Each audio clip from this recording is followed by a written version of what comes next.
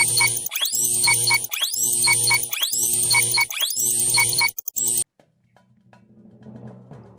sebelum kita mulai untuk sharing pada malam ini, saya bacakan dulu rundown acara kali ini. Yang pertama adalah nanti ada pemutaran video singkat, kemudian pembukaan forum, sejarah santri dan lain sebagainya. Kemudian insya Allah pembicara pertama yang akan pemateri yaitu Ustadz Ainun Nazif ST. Kemudian selanjutnya adalah testimoni santri bicara yang akan diwakili oleh Ustadz Mubarak, alumni Pondok Pesantren Al-Amin, Renduan Sumeneb, Madura.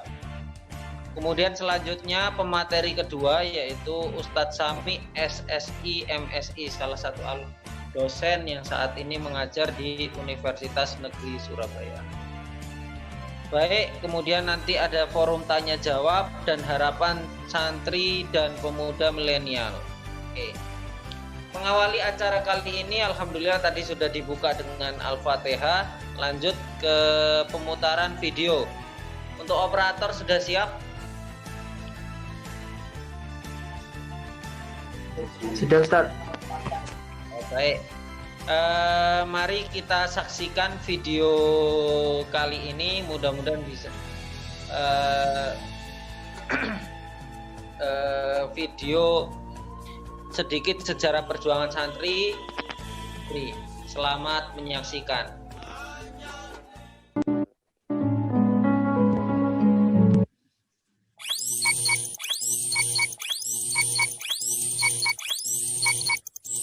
Di negeri jajahan.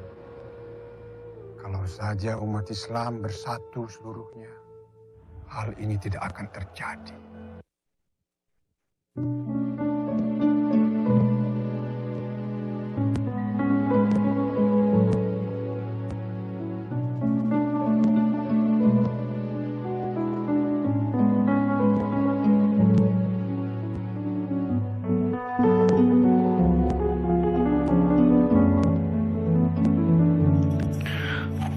Oktober 1945 digulirkannya resolusi jihad oleh Hadratus Syekh Hasyim Asy'ari, yang mana nantinya menjadi cikal bakal pertempuran berdarah 10 November 1945 yang kemudian diperingati sebagai Hari Pahlawan Nasional. Tanpa resolusi jihad 22 Oktober 1945 tidak akan pernah tercetus peristiwa 10 November yang akhirnya menjadikan Hari Pahlawan.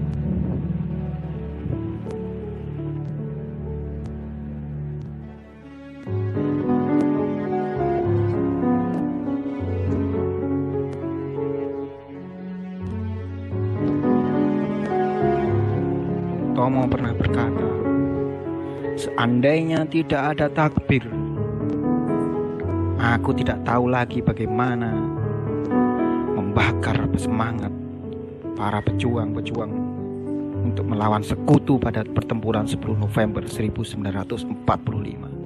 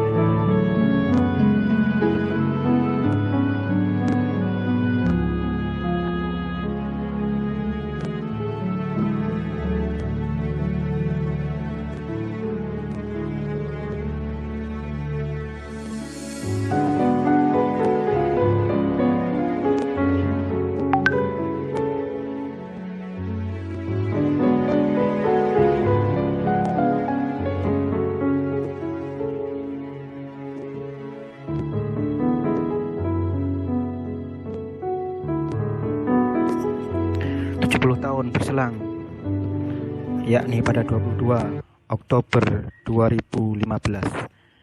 Akhirnya Presiden Jokowi menandatangani Kepres yang menetapkan bahwa 22 Oktober menjadi Hari Santri Nasional.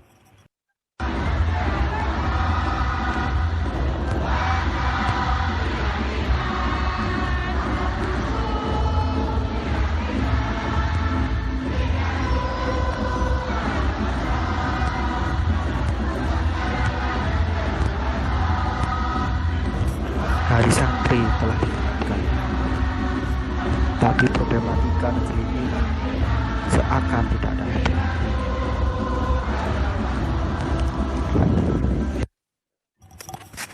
Mulai LGBT yang menggerogoti TNI dan Polri,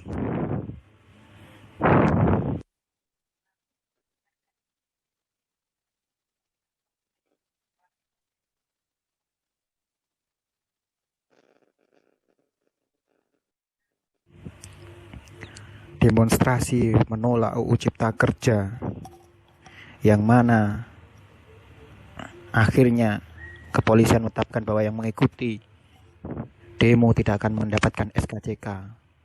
Namun di sisi lain, para politisi yang terlibat korupsi, mereka bebas melenggang menjadi pemimpin negeri ini.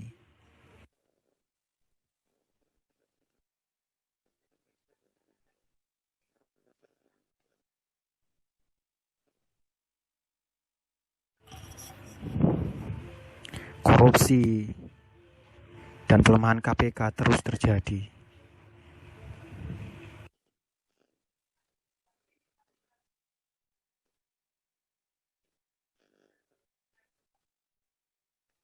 Gelombang PHK terus terjadi.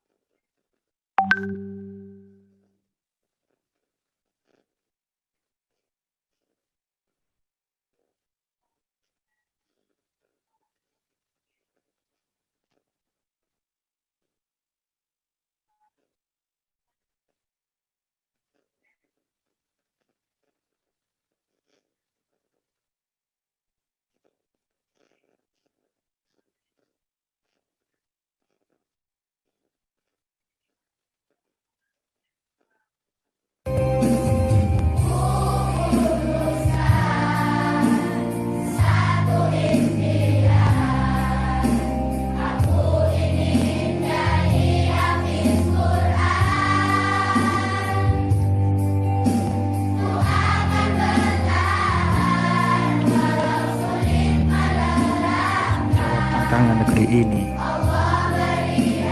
di mana masa depan negeri ini tergantung para pemuda dan santri yang selalu menjadikan akidah Islam sebagai pedoman hidup ini. Maka jawablah para santri untuk menjadi garda terdepan penjaga negeri ini.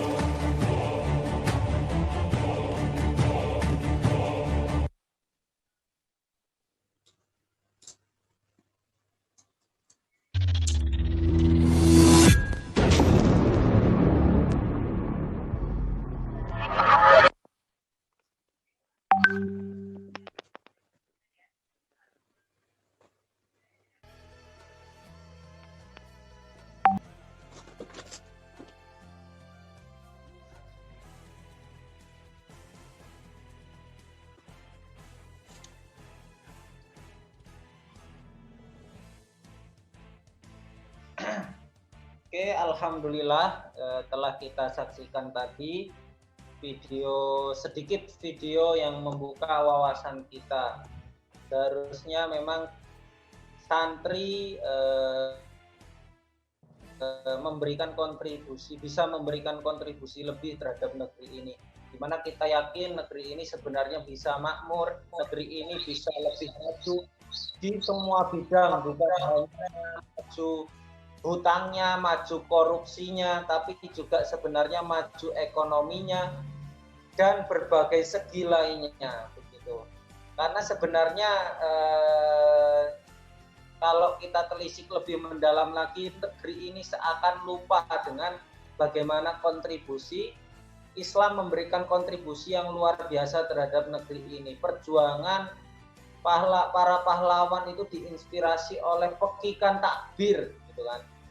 Pekikan keyakinan, di mana mereka walaupun modalnya hanya bambu runcing ataupun modalnya ini, tapi tekad jihad mereka tak pernah mati, sehingga penjajah pun takut. Walaupun senjata mereka saya yakin lebih maju daripada rakyat Indonesia saat itu. Maka di sini alhamdulillah di sini telah hadir pemateri kita. Assalamualaikum Ustadz Ainun Nazib. Waalaikumsalam warahmatullahi wabarakatuh. Kaifa hal Ustadz? Alhamdulillah sehat. Gimana di Nganjuk? Ya. Alhamdulillah. Baik, satu untuk materinya siap nggih? Iya, ini tanpa PowerPoint ya. Tanpa PowerPoint insya Allah. Karena materi kalau ya, banyak ya? poin nanti nggak ada powernya. Oke baik, alhamdulillah. Insya Allah Ustadz Ainun Nazif ingin memberikan materi pesantren sebagai pusat pembentukan generasi penyelamat negeri. Oke, kita simak bareng-bareng kepada Ustadz Ainun. Waktu dan tempat kami haturkan. Monggo. Baik. Assalamualaikum warahmatullahi wabarakatuh. Alhamdulillahirabbil alamin wassalatu wassalamu ala asrofil anbiya'i wal mursalin Sayyidina wa maulana Muhammadin wa ala alihi wa sahbihi ajma'in, amma ba'du. Yang saya hormati Ustadz Sami ya. Ini dulu rekan juga kayaknya, sudah kenal saya ya. Sama-sama aktivis ya. Dan juga panitia, terima kasih telah memberikan kesempatan kepada saya untuk hadir ya, meskipun forumnya Zoom ya. Dan juga para peserta penyimak ya yang sudah ribuan ini ya, insya Allah ya, karena Zoom itu kan ghaib ya, jadi disaksikan banyak yang lewat udara gitu. Nah baik, tidak berpanjang lebar karena memang temanya ini sangat menarik ya, tentang membentuk generasi, kalau saya bilang penyelamat ya, penyelamat umat ini ya. Santri itu kepeduliannya memang luar biasa ya. Luar biasa dalam artian ya, mulai dari sisi mereka di awal ya, mondok itu sudah dibentuk ya karakternya, bahwasanya mereka memang kepeduliannya itu luar biasa. Nah, langsung saja saya awali, nanti saya akan bagi menjadi tiga poin ya, meskipun saya tanpa PowerPoint ya. Jadi yang pertama adalah santri generasi awal.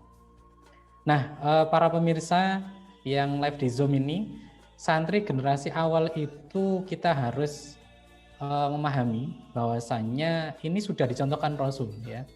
Kalau saya bilang atau saya sebut ini, dan kita semua kalau sudah muslim ya, itu pasti kenal dengan Ahlus Sufah gitu. Ya, Mas Hilmi kenal kayaknya dengan Ahlus Sufah ya. Kenal atau dengar ya, atau pemirsa di sini ya, teman-teman semuanya kenal ya Ahlus Sufah. Sufah itu berarti serambi ya. Berarti ahlinya serambi ya. Ahlus Sufah ini dikenal di zaman Rasul ketika Rasulullah hijrah ke Madinah. Di sana beliau membangun masjid. Terus sahabat-sahabat beliau itu ikut hijrah ya. Karena memang di Mekah tidak memungkinkan untuk kondusif dakwah itu, maka ikut hijrah. Dan ketika sampai di Madinah itu dipertemukan dengan saudara-saudara yang disebut dengan kaum Ansor, kan begitu ya. Nah, akhirnya dipersaudarakan, ada yang dikasih rumah, ada yang bahkan menikah dan sebagainya. Ada sahabat-sahabat itu yang pengen dekat dengan Rasul. Nah, maka mereka itu bisa jadi juga tidak tertampung gitu kan. Maka mereka itu istilahnya apa? Kalau sekarang ya nyantri ya, mondok ya, di serambi masjid yang dekat dengan Rasul. Maka jangan diheran kalau dulu masjid itu menjadi pusat ya, di zaman Rasulullah menjadi pusat daripada ngatur ekonomi, perang segala macam di situ, karena memang disitulah sebenarnya Ahlus Sufa ada, dan jumlahnya banyak loh, 70 ya. Jadi santri pertama itu ya, generasi awal itu Ahlus Sufa ya. Nah, mungkin nanti teman-teman cari ya siapa aja, dan pimpinannya adalah Abu Hurairah ya, yang terkenal dengan ahli hadis itu. Ada siapa, Khalid Al-Ghifari, ada Hudzaifah, ada banyak ya, ada 70 orang itu kalau disebut. Nah, ini kalau menurut saya adalah santri-santri generasi awal yang dekat sekali dengan Rasul, mendapat pelajaran langsung dari Rasul yang itu dibimbing oleh wahyu. Maka jangan heran kalau mereka adalah generasi yang merubah peradaban ya, atau santri yang istilahnya memberikan peran yang penting bagi kehidupan budaya, ekonomi, ya, politik di Madinah pada saat itu. Nah, saya lanjutkan yang kedua ya. Kalau itu wah terlalu jauh saat gitu. Tapi perlu dipahami dulu, bahwasanya dulu sudah punya atau ada pondok pesantren ya. Jadi pondok pesantren itu bukan hanya di Indonesia ya. Di sana sudah generasi awal. Nah, santri zaman perjuangan ini dimotori atau dimulai dari generasi Wali Songo ya. Wali Songo itu ada 5 jilid ya. Jadi Wali Songo pertama itu siapa saja, kedua itu siapa saja, itu terus berganti sampai lebih dari 100 tahun ya. Sampailah ada muncul kerajaan Demak itu ya, Kesultanan Demak. Lah, di masa-masa Wali Songo berdakwah itu juga ternyata Wali Songo membangun ya surau-surau ya, atau tadi itu pesantren-pesantren ya, langgar-langgar yang dipakai untuk membina. Ya, membina untuk apa? Tadi untuk yang namanya pusat generasi penyelamat umat ya, atau akidah umat, atau tradisi-tradisi keilmuan dan lain sebagainya. Lah itu menjadikan ya santri-santri yang pada saat itu, contoh misalnya di Gresik itu kan masih ada ya, atau Ampel. Nah, ini Surabaya, Ampel, Denta itu kan juga masih ada pesantren ya. Yang itu ada Sunan Ampel pada saat itu, dan di berbagai wilayah yang ada. Nah, ini peninggalan para Wali Songo diteruskan oleh para kiai, para ulama yang sampai sekarang. Nah, santri zaman perjuangan itu gimana? Mayoritas pahlawan ya pada zaman perjuangan, katakanlah 1920-an ya, atau sebelum itu sudah muncul ya ulama-ulama yang memang jebolan santri gitu ya. Dan perannya begitu besar di negara kita ini, Republik Indonesia. Dan itu ditandai, kalau ini momennya mungkin tepat juga, adalah Hari Santri ya. Sebenarnya bukan hari santri ya. Hari apa itu? Itu karena diketok saja sama presiden gitu ya. Itu jatuhnya katanya 22 Oktober ya. Itu bertepatan dengan resolusi jihadnya Kiai Haji Hasyim Asy'ari ya. Tanggal 22 Oktober tahun 45, dan di Surabaya akhirnya dengan seruan jihad itu ada perjuangan, atau kita kalau Surabaya itu 10 November ya. Nah, itu akhirnya meletus, semua santri, semua ulama akhirnya berjuang untuk mengusir penjajah dengan resolusi jihad, dan itu ditandai oleh 10 November itu. Nah, fatwa tersebut tahun 45 tanggal 22. Nah, satu bulan atau 3 minggu kemudian itu ada perjuangan itu ya, dan heroik sekali, dan diperangi itu sebagai hari pahlawan ya. Nah, yang menarik sebenarnya setelah itu kan ada BPPOPAI, ada pembentukan dasar negara segala macam. Itu juga para ulama, para santri yang hasil jebolan pesantren itu terus ya menjadi penyelamat ya. Adanya yang namanya undang-undang, misalkan undang-undang pembukaan itu kan atas berkat rahmat Allah, tidak diganti ya sampai sekarang. Kenapa? Memang itu pemberian Allah gitu. Nah, termasuk pertemuan-pertemuan setelah itu semuanya adalah dimotori oleh para kiai dan para santri. Maka layak kalau misalkan tadi disebut ya oleh Mas Hilmi bahwasannya pesantren ya sebagai pusat pembentuk generasi penyelamat negeri. Jadi santri dan kiainya, termasuk kiai juga mantan santri, bukan mantan ya, tetap santri, ada gurunya. Nah, ini juga tetap menjadi yang namanya motor penggerak untuk menyelamatkan negeri ini. Dan ini luar biasa loh ya. Tidak hanya sekedar mereka belajar untuk yang namanya nahwu, soroh, bahasa Arab, Al-Quran, tapi menyelamatkan negeri dari penjajahan pada saat itu. Nah, sekarang yang ketiga, saya singkat ya. Nanti di diskusi atau tanya jawab lebih banyak. Yang ketiga adalah santri zaman milenial. Nah, ini yang saya itu agak galau sebenarnya. Ya, karena saya praktisi ya, saya juga di pondok, saya dulu juga mondok ya. Itu dengan banyaknya bonus demografi ya, kalangan remaja yang mondok, yang sekolah dan sebagainya, termasuk santri juga. Pondok sekarang itu kan jadi kayak magnet gitu ya. Jadi anak itu harus mondok gitu ya, atau harus nyantri kan begitu kan. Lah beda dengan dulu ya, itu ya masih sedikit yang punya pemahaman itu. Nah, sekarang ini berbondong-bondong untuk nyantri. Bahkan hafal Quran juga banyak. Yang paham bahasa Arab juga banyak. Namun generasi yang disebut milenial itu kan tepatnya kisaran tahun 80 sampai sekitar berapa ya? Sekitar 2000-an itu disebut milenial ya. Kalau sekarang itu zaman apa? Zaman generasi Z ya, atau X gitu ya kali ya. Sudah nggak milenial lagi sebenarnya. Milenial itu 80 sampai 2000. Ini kalau saya lihat literaturnya ya. Nah, sehingga kalau diambil rata-rata tahun 2000 itu adalah generasi milenial, maka ada sekitar angka mereka atau usia mereka 17 sampai 37 tahun ya. Nah, sekarang kalau dihitung itu sekitar 80 juta. Banyak ya. 250 juta katakanlah begitu. Itu yang generasi milenial itu sekitar 80 juta. Pemuda, nyantri, sekolah dan lain sebagainya itu. Nah, ini berdasarkan yang namanya beberapa literasi ya.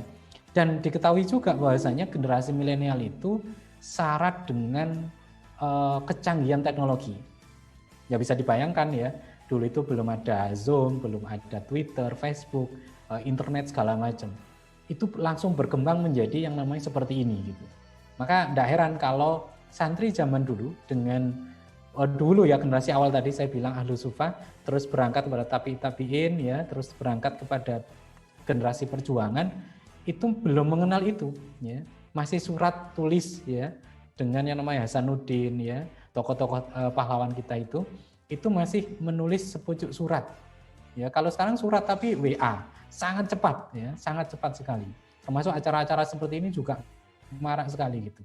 Nah, ini tidak dipungkiri, generasi milenial itu lebih yang namanya banyak informasinya. Ya, lebih banyak yang namanya menerima informasi yang itu memang masuk begitu saja. Nah, maka tantangannya adalah apa? Tantangannya ya, atau karakteristik generasi milenial ini itu adalah memang lebih enjoy, nah gitu ya, lebih kalau istilahnya itu zona nyamannya lebih banyak ya. Jadi kalau saya dulu mondok, ini kisah aja, kalau saya dulu mondok itu televisi belum ada. Ada itu kalau disetel setiap hari Minggu untuk yang namanya TVRI gitu ya. Sudah itu aja, seminggu sekali. Itu pun kalau sempat nonton gitu. Kalau enggak ya sudah lewat, enggak ada berita sama sekali. Nah, sekarang itu tiap hari santri itu internetan. Apalagi masa pandemi kayak begini, di rumah itu full 24 jam. Untuk apa? Nge-game. Atau kalaupun belajar juga sedikit ya. Nah, ini artinya apa? Karakteristiknya beda. Nah, maka ya sebagai bentuk teropong saya terhadap generasi milenial ya, sebagai yang namanya wejangan mungkin ya, atau mungkin tips gitu ya. Intinya adalah ya, kalau kita bahas adalah meneropong santri ini bisa nggak nanti merubah, menyelamatkan seperti kisahnya Lusufah atau kisahnya zaman kemerdekaan ya, perjuangan itu bisa. Dengan apa? Intinya adalah, ini paling penting bagi yang santri, bagi yang punya murid santri, bagi yang peduli santri, bagi yang punya pondok pesantren, bagi yang punya sekolah dan sebagainya. Intinya sekarang kaum muslimin, kalangan santri itu harus dibangun karakter peduli. Ini quote-nya ya. Jadi intinya adalah pada membangun karakter peduli. Kenapa? Karena sekarang itu individualistik. megang handphone ya sudah, lupa sudah ya. Nggak mengingatkan temennya untuk sholat, nggak mengingatkan temennya untuk puasa, atau kalau bahkan dia sudah keluar dari pondok pesantren, mereka egois juga. Apalagi dengan budaya atau mungkin lingkungan rumah itu sudah kayak perumahan semua. Beda dulu kan kampung itu satu kelurahan kenal semua. Sekarang tonggone itu nggak ngerti gitu. Nah ini kan menjadi individualistik, ya bukan orang-orang yang peduli, peka dan peduli. Maka di pesantren ya, yang mungkin saya juga mengelola pesantren, karakter peduli ini harus ditumbuhkan. Karena ini adalah cikal bakal untuk bisa menyelamatkan negeri ini, ya, atau bisa menyelamatkan umat secara keseluruhan. Ya. Ini pesantren sebagai pusat pembentukan generasi penyelamat negeri. Karena tanpa yang namanya kepedulian itu mustahil ya untuk bisa melihat teman itu didolimi, teman itu digosok sandalnya, teman itu begitu. Nah sekarang saya lihat karakternya itu memang lebih individualistik ya. Kalau saya dulu makan itu kan lengseran gitu ya, dan masaknya bareng-bareng, masak sendiri bareng ya, satu kelompok 5 orang makannya bareng ya, ngajinya bareng, saling simak menyimak hafalan Quran dan lain sebagainya. Sekarang itu kayaknya sudah bisa mandiri semua ya. Jadi mandiri itu artinya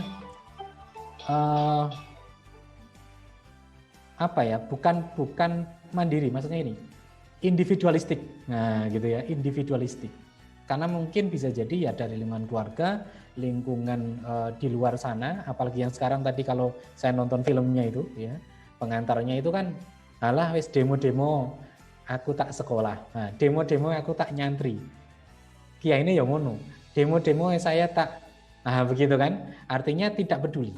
Maka peran utama kita sebagai praktisi atau mungkin nanti ya bisa jadi dosen ya Ustadz Sami ya, atau mungkin yang lain di sini yang hadir, itu adalah membangun karakter peduli.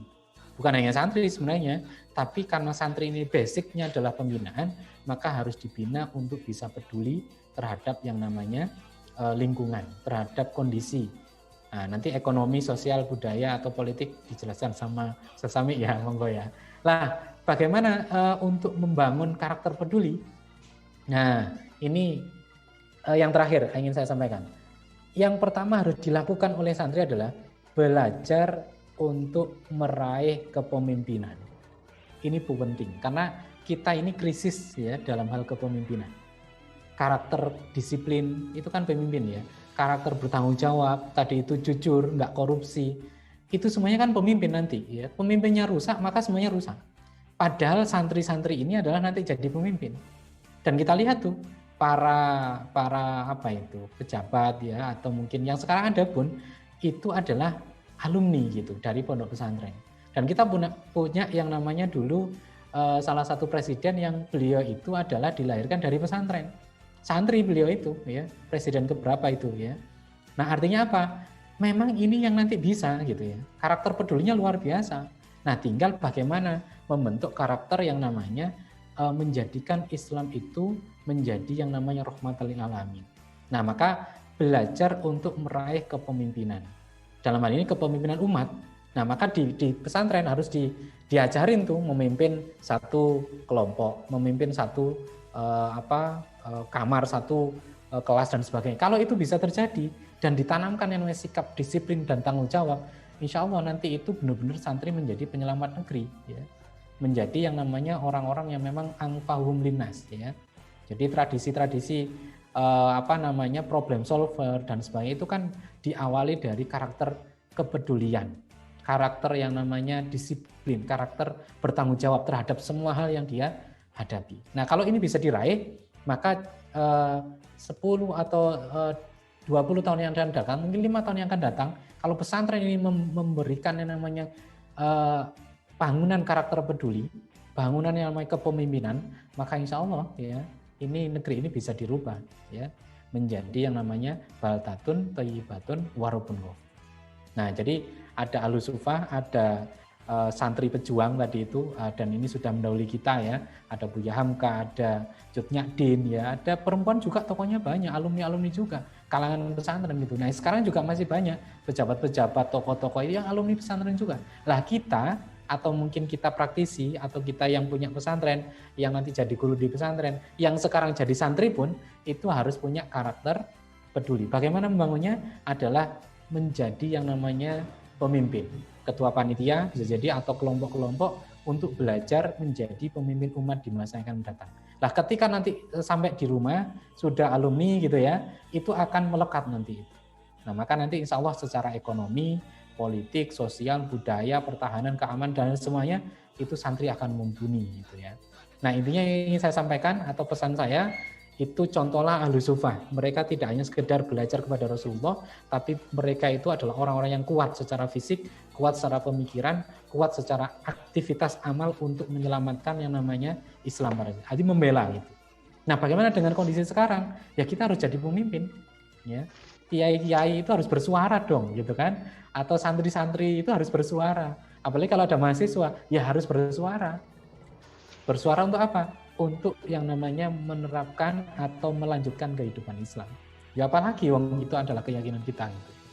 Nah, teman-teman semuanya, para pemirsa, itu mungkin sebagai prolognya ya, atau bukan materi sebenarnya, ini menggambarkan saja bagaimana pentingnya santri itu menjadi generasi yang peduli terhadap yang namanya negeri ini. Kalau tadi disebutkan ada undang-undang apa yang sekarang yang demo-demo itu ya, ya kita harus bersuara, apalagi punya Twitter, punya Facebook dan sebagainya, tidak usah takut. Dan karakter pemimpin itu ya harus berani ya. Wong Rasulullah dulu sampai hijrah kok ya. Nah, kalau nggak berani gimana mau jadi pemimpin? Untuk melangkah aja nggak berani, untuk memilih aja nggak berani. Pemimpin harus pertama berani, ya, peduli, berani, tanggung jawab, disiplin. Insya Allah itu dulu ya Mas Hilmi ya. Nanti disambung di sesi apa diskusi ya. Insya Allah sudah berapa menit ya? Ya, Ustaz. Matur nuwun. Ya, insya Allah itu saya akhiri dulu. Terima kasih semuanya. Assalamualaikum warahmatullahi wabarakatuh. Jazakumullah khairan katsiran ya Ustaz. Alhamdulillah. Jadi sebagai pandangan kita bahwasanya memang santri sudah waktunya untuk peduli dan peka. Karena dari dasarnya itu seperti apa yang dipaparkan Ustadz Ainun tadi, kelak dari kedua sikap itu maka nantinya akan membangun kepemimpinan.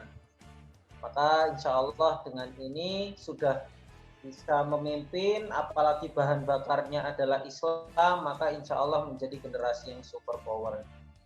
Oke, alhamdulillah semakin malam semakin banyak yang hadir di forum kali ini. Alhamdulillah bagi peserta yang hadir mungkin bisa sedikit saya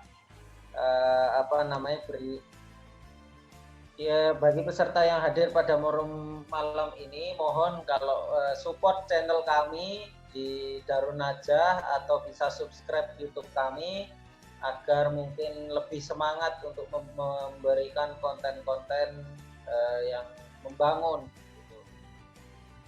Kalau IG-nya darunajah.id. Oke. Dan forum sharing kali ini insya Allah kita upload di akun YouTube Darun Najah. Oke, bagi yang mungkin terlambat untuk menyaksikan sejak awal, bisa nanti mungkin kita upload mungkin besok. Oke, lanjut ke materi berikutnya. Alhamdulillah. Di sini telah hadir mantan santri atau gimana nih? Ustadz Mubarak, alumni Pondok Pesantren Darul Amin. Assalamualaikum Ustadz. Waalaikumsalam warahmatullahi wabarakatuh. Insya Allah Ustadz Mubarak pada malam ini akan menyampaikan testimoninya sekaligus mungkin mewakili perasaan santri Al-Amin Prenduan. Monggo Ustaz, falyatafadhol maskuron.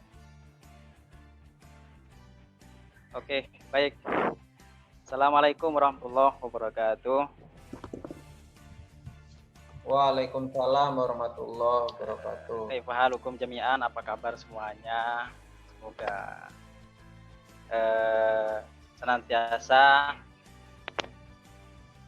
dirahmati oleh Allah Subhanahu wa taala berupa kesehatan, kesembuhan, spirit, semangat serta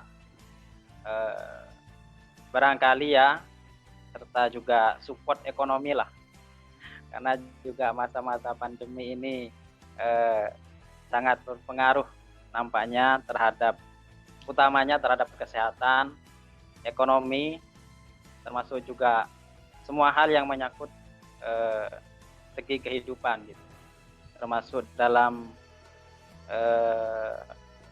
isu-isu nasional tidak luput dari wabah yang namanya COVID-19. Semoga kita semuanya, para santri, para ustadz, para kiai yang hadir selamat dari wabah ini. Amin amin ya robbal alamin. Setelah hadir di sini, alhamdulillah, saya belum menyapa Ustadz Ainun ini. Assalamualaikum Ustadz. Waalaikumsalam warahmatullahi wabarakatuh. Spesial untuk antum Ustadz. Kaifalukum? Alhamdulillah sehat. Terima kasih doanya. Terima kasih Ustadz untuk waktunya telah hadir dan bersilaturahim bersama kita semuanya. Sangat berbahagia ya. Mungkin ini adalah forum perdana, tapi nampaknya forum perdana ini sudah diawali dengan spirit dari kalangan santri, dari kalangan ustadz, yang semuanya berkumpul dalam jalan ilmu. Kemudian kaifalukum Ustadz Sami? Apa kabar? Alhamdulillah khair. Jazakallahu khair. Oke. Alhamdulillah panjenengan bisa memberikan waktunya, menyempatkan untuk hadir pada Zoom kali ini. Jadi saya sebagai santri, tadi saya sama panitia dikasih waktu 10 menit ya. Tapi nampaknya 10 menit itu terlalu lama buat saya seorang santri. Karena santri itu ya untuk lebih banyak belajar lah daripada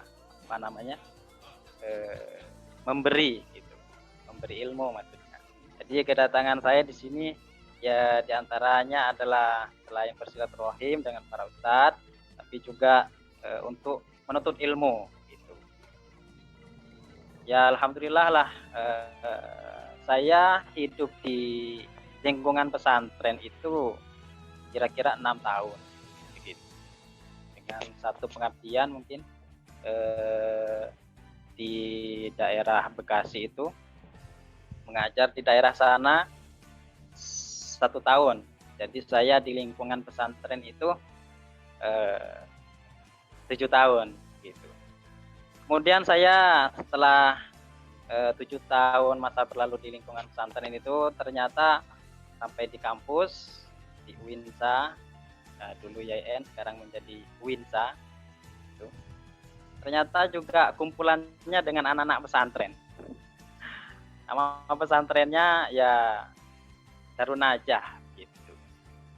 Jadi kita bikin asrama itu kita adakan kajian sehingga miriplah pesantren, sehingga kami beri nama Darun Najah. Dan sekarang adalah kajian perdananya bersama para ustadz sekalian. Ya alhamdulillah dari 6 tahun, 7 tahun itu sedikit-sedikit saya menimba ilmu. Kalau hanya untuk menjadi badal imam, alhamdulillah bisa lah gitu Ustaz. Kemudian kadang disuruh pimpin tahlil atau ya kemasyarakatan begitu. Jadi kadang memang kalau di pesantren itu memang diajarkan ilmu-ilmu kemasyarakatan, bagaimana bermasyarakat, bagaimana berbaur dengan masyarakat gitu. Sehingga santri itu berdaya. Lebih-lebih untuk nasional gitu ya, karena santri ini juga diperhitungkan, sehingga kita tidak boleh untuk meninggalkan aktivitas yang bernuansa nasional. Apa itu dimensinya?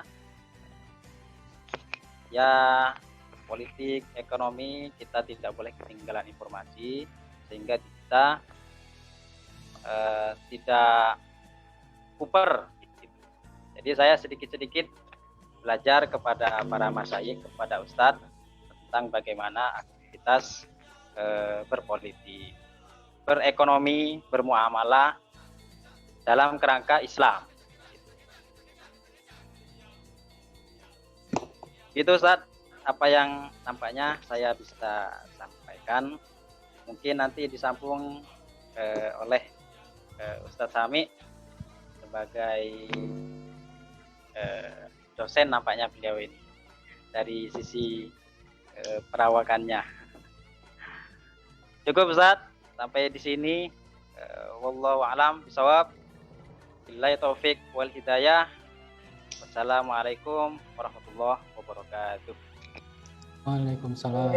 Waalaikumsalam warahmatullahi wabarakatuh. Thayyib, terima kasih Ustadz Mubarak.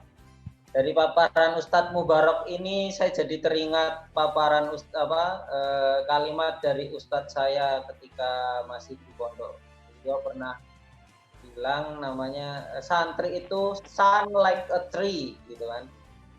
Ya anak yang kelak akan mengambil filosofi pohon ya. Tree itu artinya pohon. Jadi bermanfaat untuk menaungi di bawahnya bisa, kemudian tumbuh buahnya bisa dimanfaatkan.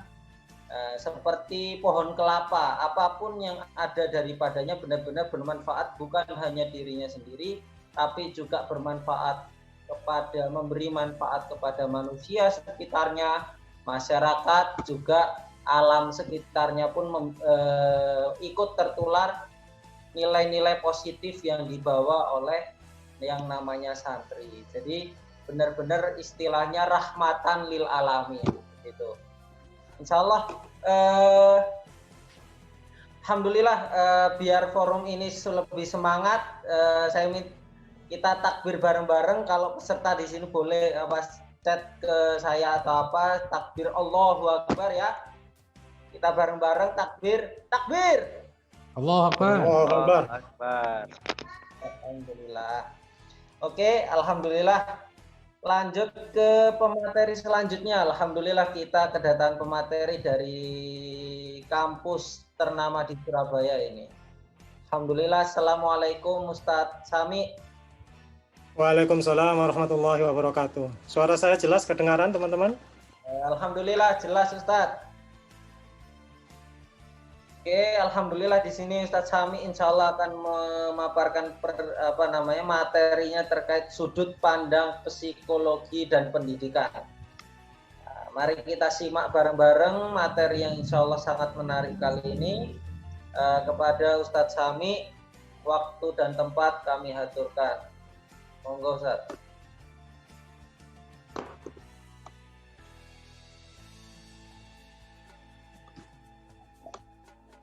Oke.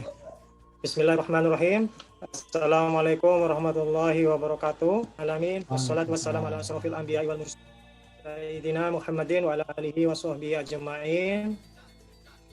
Sebelumnya saya sapa salah satu guru saya ya, Ustadz Ainun. Ini sekarang beliaunya ini punya pondok pesantren, ngurusi pondok pesantren. Ini bisa disebut Kiai Ainun ya. Amin. Ya. Ini salah satu inspirasi saya di bidang trainer dan dakwah. Nah, ini beliau trainer hebat dan bisa melahirkan banyak santri-santri hebat yang luar biasa ya. Alhamdulillah. Saya angkat topi untuk Ustadz Ainun ya. Tadi sudah dijelaskan oleh Ustadz Ainun berkaitan dengan sejarah santri ya, sejarah santri, ulama dan lain sebagainya, terutama tadi luar biasa mulai zaman Rasulullah terus sampai zaman milenial ya. Tapi kadang sejarah itu tidak ditulis secara jujur ya. Kadang sejarah itu tergantung siapa penulisnya ya. Begitu kata salah satu sejarawan yaitu Ahmad Mansur Suryanegara ya.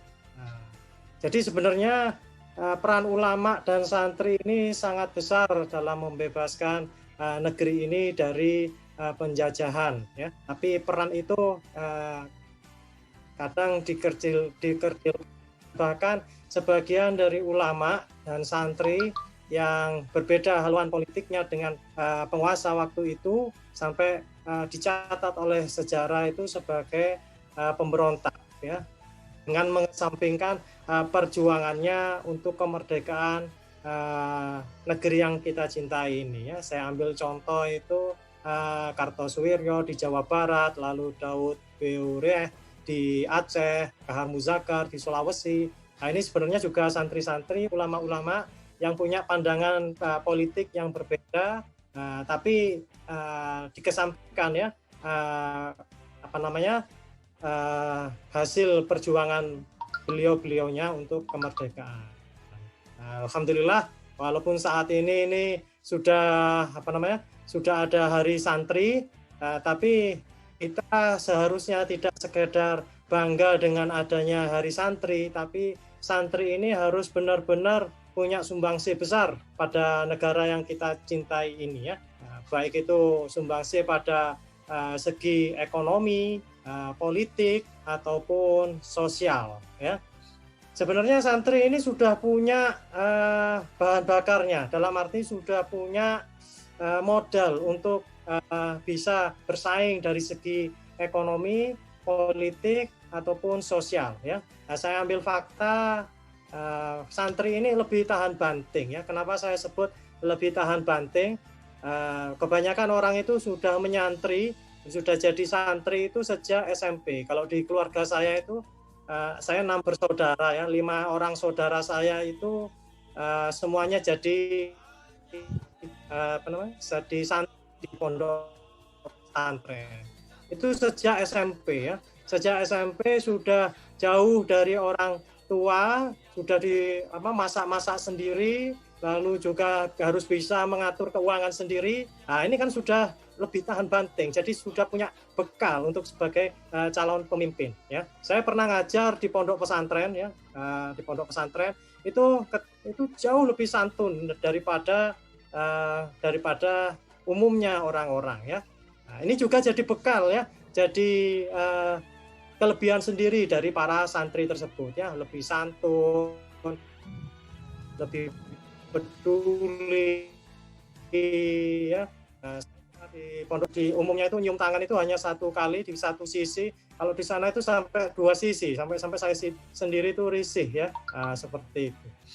Nah, jadi lebih santun. Nah, ini lebih santun, lebih peduli. Nah, pedulinya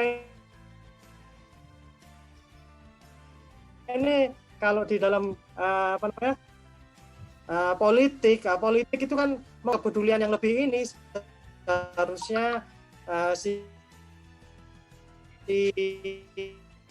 santri ini punya modal yang lebih daripada yang lain, ya, kuat, ya. Mungkin karena dia sudah bergaul bersama di dalam pondok pesantren itu, tinggal bersama sehingga merasa satu nasib, satu keluarga dan lain sebagainya, sehingga ikatannya itu lebih kuat daripada umumnya siswa ataupun pelajar lainnya. Karena ya sudah bersama, ya, senasib gampangnya gitu. Sebagaimana kita di Indonesia ini juga senasib sebagai bangsa Indonesia. Adanya jaringan yang lebih kuat ini sebagai modal, ya, sebagai modal untuk memperkuat sosialnya, ya. Jadi misalkan, ya, suatu saat dia itu punya keperluan atau suatu saat dia ada kekurangan atau masalah, itu teman-temannya itu lebih peduli. Nah, seharusnya seperti itu, ya, idealnya seperti itu. Karena itu tadi Ustadz Ainun juga menyarankan itu kepedulian juga harus ditumbuhkan, ya.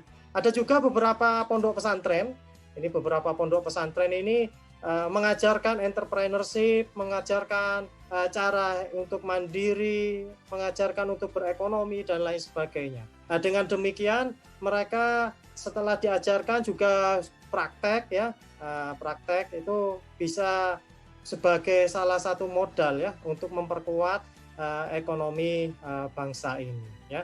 Tapi kelebihan positif itu kadangkala itu ada gangguan negatif, ya, gangguan yang negatif yang dari luar yang itu bisa membuat orang itu berubah. Nah, hati-hati ya. Gangguan-gangguan negatif ini kita harus hati-hati. Nah, saya ambil contoh saja ini. Salah satu teman saya, teman saya di Surabaya ini, dia mengajar ngaji atau menghalakoi dua orang. Ternyata setelah dihalakoi lama, salah satu orang ini ngaku bahwasanya dia itu adalah santri. Awalnya itu santri, artinya dia itu lulusan pondok pesantren. Tapi teman saya itu lebih terkejut lagi dengan pengakuan keduanya ya. Selain dia ngaku santri ya, maksudnya dia lulusan pondok pesantren, dia ngaku juga bahwasannya teman yang satu pengajiannya itu satu pengajian itu 2 orang. Ternyata teman satu pengajiannya itu adalah, mohon maaf saya ini menyampaikan fakta apa adanya. Teman satu pengajiannya itu adalah pasangan homonya. Nah, padahal dia lulusan pondok pesantren ya, pasangan homonya. Kok bisa seperti itu? Nah, singkat cerita ternyata si orang ini kenanya itu dengan pimpinan di tempat kerjanya. Ternyata pimpinannya itu ngajak tinggal bersama, atau juga dia ngajak ke kamarnya dan melihat video porno dan lain sebagainya, akhirnya jadi pasangan homo ya. Nah, seperti itu. Ini harus hati-hati nih santri ini dengan godaan-godaan negatif seperti itu ya. Seharusnya santri ini dari segi akidahnya, dari segi ibadahnya ini jauh lebih kuat daripada orang-orang umumnya. Nah, saya tidak bermaksud menegatifkan santri. Tentu di luar santri ini godaannya jauh lebih kuat, karena dari basic misalkan akidah ataupun ibadah dan lain sebagainya mungkin masih kalah dengan santri. Dengan seperti itu, maka kita harus sebagaimana tadi Ustadz Ainun ya, kita harus peduli. Nah, ini jadi santri yang peduli terhadap kehidupan bangsa ini ya. Kita tahu ya, bangsa ini saat ini sedang mengalami keterpurukan ya. Baik itu keterpurukan dari segi ekonomi, apalagi saat ini ditambah dengan adanya pandemi, banyak orang itu yang tidak bisa bekerja dengan baik ya. Ada yang sudah di PHK atau kerja paruh waktu atau sebagian ya. Maka kita harus peduli. Kalau tidak peduli, siapa lagi yang akan peduli ya? Sebagai umat Islam, kita ini diwajibkan untuk peduli terhadap sesama. Dari segi ekonomi, kita lihat ekonomi bangsa ini mengalami keterpurukan, banyak orang yang menganggur. Kalaupun ada orang yang bekerja, pekerjaannya itu dengan bayaran yang apa adanya, UMR misalkan demikian, apalagi dengan adanya undang-undang cipta kerja, nama undang-undangnya bagus sekali ya, undang-undang cipta kerja, maksudnya ingin menciptakan kerja, tapi menciptakan untuk siapa ya? Apakah untuk rakyat Indonesia ataukah rakyat asing atau asing? Seperti itu. Tapi ya seperti itulah ya kondisi saat ini. Lalu dari segi sosial, saat ini banyak kekacauan dari segi sosial ya. Kita lihat jujur-jujuran saja, ini saat ini sepertinya rakyat ini diadu dengan rakyat sendiri ya, diadu sehingga antar rakyat ini saling curiga dan lain sebagainya. Bahkan kehidupan sosial saat ini rasa peduli itu sangat rendah ya, misalkan ya, saya pernah itu ini sedikit curhat ya.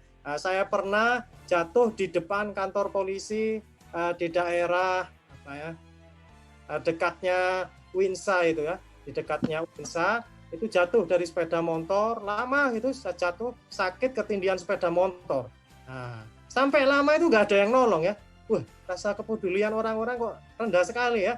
Nah, saya berharap ditolong ya. Saya kejatuhan ketindihan sepeda motor itu, banyak orang yang berlalu lalang. Saya tolong ya, nggak ada yang nolong ya, kepedulian sosialnya itu rendah. Seperti itu. Ini yang terjadi saat ini. pernah juga saya di suatu tempat di daerah Sukolilo, itu ada orang tua buta malam-malam itu nangis-nangis ya, nangis-nangis. Ya seharusnya tetangga itu dengar ya. Di sana juga dekat dengan rumah seseorang ya, anak-anaknya sendiri, tapi tetap aja nggak ditolong ya, nggak ditolong orang tua yang nangis-nangis itu. Akhirnya saya waktu itu walaupun sudah malam ya, saya tolong orang tersebut, saya ajak ke rumah saudaranya. Saya ajak ke rumah saudaranya karena anaknya sudah nggak mau, anaknya sendiri itu nggak mau. Saya ajak ke rumah saudaranya yang lain. Ternyata tanggapan dari saudaranya itu bukan terima kasih. Memang saya nggak terlalu mengharapkan terima kasih. Ketika saya antarkan orang tua tersebut ke rumah saudaranya, dia itu buta. Jadi saya ngantarkannya juga agak sulit. Di mana rumah saudaranya, wah agak sulit ya. Setelah sampai di rumah saudaranya, malah si saudaranya tadi itu, "Loh Pak, kok sampai nang kene? Anda kok ke sini? Kalau ke sini jangan lama-lama loh ya." Sampai seperti itu. Sepertinya dia itu tidak dikehendaki oleh baik itu anaknya ataupun saudaranya. Nah, ini. Berarti kita ini harus lebih peduli ya, lebih peduli terhadap sesama, jangan acuh dan lain sebagainya ya. Oke, itu salah satu sedikit pengantar. Saya juga dipeseni berkaitan dengan gegar budaya ini oleh panitia ya. Gegar budaya atau disebut juga dengan culture shock ya, bahasa Inggrisnya culture shock. Ini merupakan bentuk kebingungan atau disorientasi ya yang muncul saat kita memasuki lingkungan baru dengan budaya yang berbeda dari lingkungan aslinya ya. Sebenarnya culture shock ini sudah pernah dialami oleh santri, sudah pernah ya. Misalkan dia waktu lulus SD lalu dimasukkan pondok pesantren ketika SMP, ya, dia mengalami culture shock ya, culture shock di awal, kadang sampai dia dipulang lagi ya karena saking tidak terasanya. Ini yang paling pengalaman ini Ustadz Ainun ya. Nah, mudah-mudahan Ustadz Ainun ini bisa mempertahankan banyak santrinya ya. Alhamdulillah ya. Jauh satu atau dua langkah di depan saya. Saya juga ingin mendirikan pondok pesantren seperti Ustadz Ainun ini ya. Dimulai dari jadi dosen ya. Nah, kalau Ustadz Ainun ini melompat langsung jadi kiainya ya, luar biasa. Nah, jadi sebenarnya si santri ini sudah mengalami culture shock saat pertama kali jadi santri ya. Ketika dia keluar dari santri ya, bisa jadi dia mengalami culture shock lagi ya, gegar budaya lagi ya, mengalami disorientasi atau misalkan ya gegar budayanya ketika masuk ke kampus ya, misalkan tadi dari pondok pesantren ya masuk ke UINSA atau masuk ke UNESA, UNER dan lain sebagainya. Loh kok beda ini budaya antara santri, budaya di pondok pesantren tadi bisa makan bareng, bahkan dulu saya itu waktu di pondok pesantren itu sampai makan bareng dengan santri saya ya, makan bareng dengan santri saya dan lain sebagainya ya. Sehingga ketika misalkan ya ketika di kampus, wah dia kaget ya, loh kok lebih individualis banget. Misalkan ya di kampus dia minta diajari oleh temannya, nggak ada yang ngajari. Jangankan minta uang ya, minta diajari pelajaran aja, ini temannya ini pada sibuk, misalkan demikian ya. Maka Anda sebagai santri usahakan Anda menjadi yang terpintar ya, paling pintar sehingga bisa mengajari yang lain ya. Alhamdulillah kalau saya bercita-cita seperti itu ya, bercita-cita seperti itu ketika kalau saya memang bukan lulusan pondok pesantren, tapi saya pernah mengajar di pondok pesantren. Saya dulu SMA-nya itu di MAN ya, Madrasah Aliyah Negeri. Madrasah Aliyah Negeri ketika masuk UNESA itu kalau dibandingkan dengan saya, tentu banyak orang yang lebih kaya daripada saya. Saya itu apalah ya, saya itu manusia biasa ya, anak dari seorang tukang potong rambut dan juga tukang potong leher ya, maksudnya leher ayam ya. Ibu saya ini tukang jualan ayam, bapak saya tukang potong rambut ya. Kalau saya tukang potong kebodohan, jadi dosen ya. Alhamdulillah. Nah, seperti itu. Tapi ketika masuk di kampus yang seperti itu, banyak yang egois dan lain sebagainya. Bahkan itu waktu awal-awal itu saya jadi mahasiswa itu dipelonco dan sebagainya ya. Nah, tapi ketika saya jadi kakak kelas ya, saya pingin menghilangkan kepeloncoan tersebut. Saya tidak ingin adik kelas saya itu mengalami peloncoan yang luar biasa. Saya dulu dimarah-marahi dan lain sebagainya. Sehingga ketika rapat dengan para panitia ospek dan lain sebagainya. Waktu itu saya ngomong ya, mereka teman-teman usul bahwasanya para mahasiswa baru itu diberi topi dari bola yang diparuh jadi 2 ya. Lalu belakangnya itu diberi tempeh. Pokoknya diberi pakaian seperti orang gila ya. Seperti orang gila. Lalu saya ngomong di depan rapat itu, teman-teman, sebenarnya tujuan Anda itu apa? Mereka ngomong, tujuan saya adalah untuk mendidik mereka ya, supaya tahan banting dan lain sebagainya. Saya ngomong, apa benar Anda ini tujuannya mendidik? Kalau memang mendidik bukan gitu caranya ya. Kalau memang tujuannya mendidik, maka yang wajib katakan wajib, yang nggak wajib ya jangan diwajibkan ya. Apalagi sesuatu yang layaknya orang gila jangan Anda wajibkan. Kalau memang tujuannya Anda mendidik, maka bagi para perempuan yang belum pakai kerudung, para muslimah wajibkan pakai kerudung ya. Seperti itu. Walaupun itu di UNESA ya, saya ngomong gitu di depan panitia. Ternyata ada satu perempuan itu yang pakai kerudung nggak setuju dengan saya. Mas, ini bukan bukan kampus Islami loh. Memang bukan kampus Islami, tapi kan orang-orang Islam diwajibkan pakai kerudung. Anda aja pakai kerudung, saya gitu kan ya. Wah, nggak setuju dan sebagainya ya. Banyak orang yang nggak setuju, bahkan saya dijawil dari belakang teman saya itu, Sami, kamu nggak takut pulang dari kampus kamu nanti bisa dikeroyok oleh orang banyak. Sampai segitunya. Berarti ini sekuler ya, timbullah ideologi sekuler di kampus. Saya harap para santri ini nggak sampai ya kena virus sekuler, liberal, sipilis ya, sekuler, pluralis, liberal dan lain sebagainya. Yang itu bisa meracuni otak-otak murni kalian ya, sehingga rasa peduli, rasa untuk menjalankan agama ini sebaik-baiknya itu jadi tidak ada. Saran saya supaya tidak mengalami gegar budaya atau culture shock yang parah sehingga bisa mengganggu proses belajar mengajar, saran saya kumpullah dengan orang-orang yang tepat ya. Misalkan ini ada perkumpulan Darun Najah, ikuti kajian-kajian di Darun Najah ya, kajian-kajian kelompok, halaqah dan lain sebagainya ya. Insya Allah mereka akan membina menjadi lebih baik ya, lebih baik. Saya yang awalnya dulu saya di kampus itu oleh para akhwat itu terkenal liberal ya, terkenal liberal saya ya.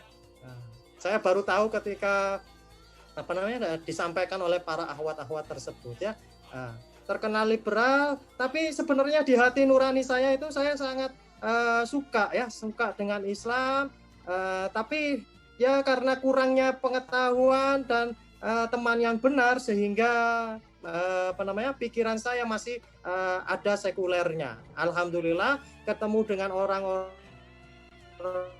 yang benar ya, walaupun saat itu hanya diberi buletin saja, karena saya suka mikir ya, wah ini buletinnya ini hebat sekali. Yang awalnya kebanyakan buletin atau ceramah-ceramah itu membahas tentang ibadah saja, ibadah mahdoh dan lain sebagainya. Saya lulusan MAN ya, bukan sombong, ibadah itu ya saya sudah tahu ya.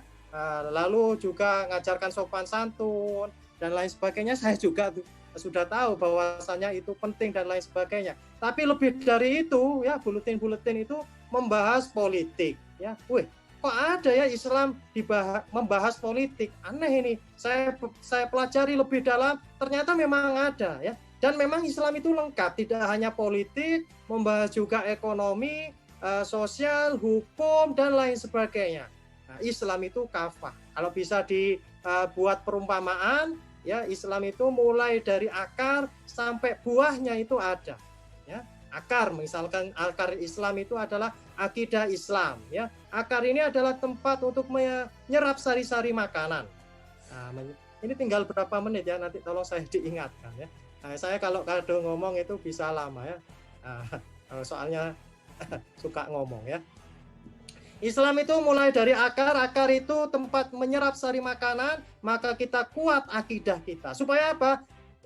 Tidak salah milih makanan ya. Jangan sampai kita tertipu. Banyak orang yang tertipu ya. Tertipu apa? Misal ya, dia membeli yang mereknya madu padahal itu adalah racun. Nah, berarti dia tertipu ya. Sekuleris, pluralis, komunis itu adalah racun. Tapi kadang diberi merek madu. Wah, ini sangat bagus ini ide-ide ini ya. Ide penyetaraan gender, ide sama rata, sama rasa. Wah, ini bagus ini ya. Tapi sebenarnya itu adalah racun. Kok bisa tahu ini adalah racun? Kita harus mengikuti kajian ya. Insya Allah kajian di Darun Najah ini luar biasa ya.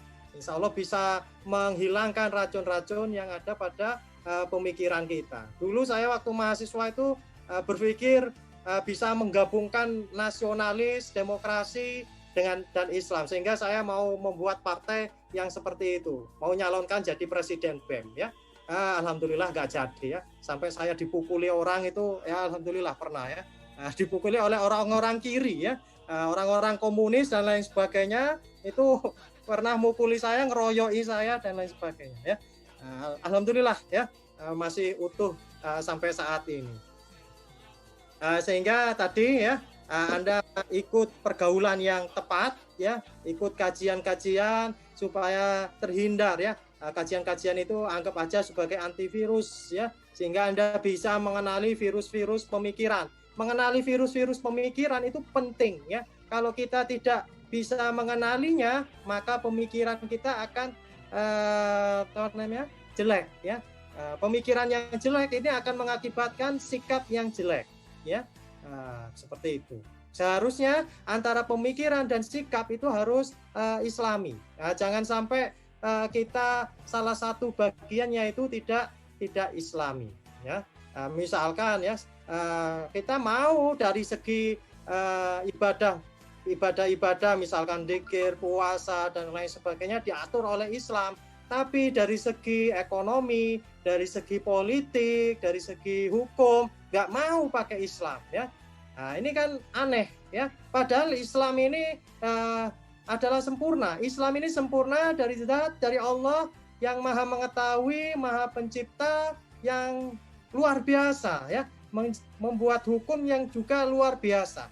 Nggak seperti manusia itu nggak tahu masa depan itu seperti apa, apakah hukumnya ini nanti juga adil bagi seluruh manusia dan lain sebagainya. Tapi kalau Allah ini maha tahu. Nah, seperti itu. Oke, ya itu sedikit pengantar dari saya. Untuk selanjutnya nanti bisa forum tanya jawab. Terima kasih. Assalamualaikum warahmatullahi wabarakatuh. Waalaikumsalam warahmatullahi wabarakatuh. Terima kasih Ustadz Sami atas materinya. Alhamdulillah luar biasa sekali. Jadi insya Allah sebagai santri tentunya karena ini memang besok ya, hari santri nasional begitu. Jadi sebagai santri seharusnya kita memberikan ke masyarakat ini inspirasi Islam, bersikap sesuai Islam. Kemudian jangan lupakan identitas kita sebagai santri tentunya, agar kita selalu ingin belajar, kemudian memperbaiki diri, jangan bosan-bosan. Yang awalnya dulu nyantri, mungkin gemar tahajud, kemudian hafalannya kuat, ketika lulus daripada pondok, kemudian membina di kuliah, turun ke masyarakat, jangan lupakan identitas kita. Selalu semangat dalam ibadah, selalu ingin belajar dan memperbaiki diri. Tawasau bil haq wa tawasau bis sabr, begitu. Jadi insya Allah mungkin materi alhamdulillah pemateri kita dari Ustadz Ainun maupun Ustadz Sami telah selesai menyampaikan materinya. Ini ada sedikit bela sungkawa, kita sedikit ada berita duka di mana wafat Kiai Haji Abdullah Syukri Zarkashi MA selaku pimpinan Pondok Modern Darussalam Gontor, sekaligus kiai saya ketika nyantri dulu. Mari sejenak kita mengheningkan cipta, menundukkan kepala. Ala hadiniyah soleha kita kirimkan kepada beliau Al-Fatihah agar kemudian bisa kuburnya dilapangkan, diterima amal ibadahnya. Ala hadiniyah as-solihah. Al-Fatihah. A'udzubillahi minasyaitonirrajim. Bismillahirrahmanirrahim.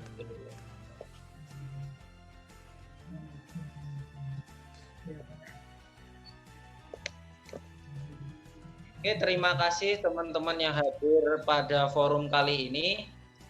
Tibalah kita untuk step selanjutnya, yaitu tanya jawab.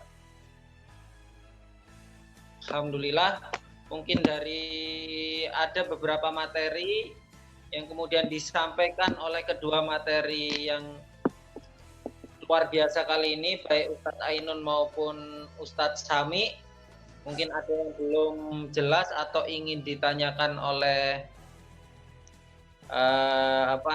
peserta yang hadir kali ini dalam forum sharing kali ini, Santri untuk Negeri, bisa mengirimkan pertanyaannya dengan chat secara pribadi ke saya. Kami tunggu mungkin 5 menit dari sekarang, silakan. Mungkin ada tanya mengenai pesantren, kemudian apapun itu, silakan.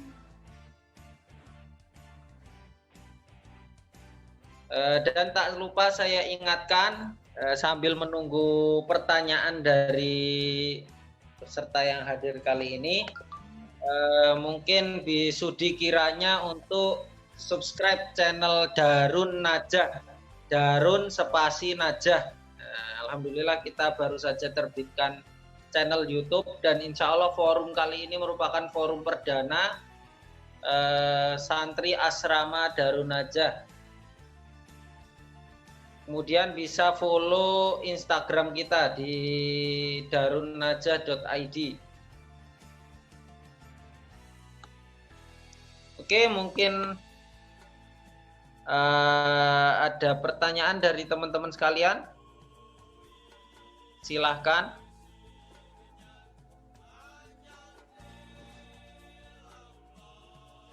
Dari Mas Diki ya, tadi menangacungkan tangan sepertinya. Ya Ustaz. Silakan. Nah ini Ustaz, ini kan bukan pertanyaan, tapi hanya sebagai tambahan aja. Ini kan juga saya lihat juga dari perspektif sejarah juga, bahwa dulu itu emang santri itu tidak hanya politik juga, tapi juga emang dilatih oleh para penduduk Jepang untuk dijadikan sebuah militer juga. Contohnya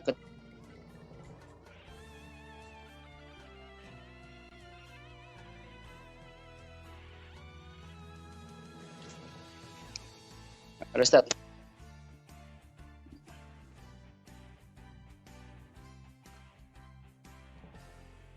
Ya Ustaz.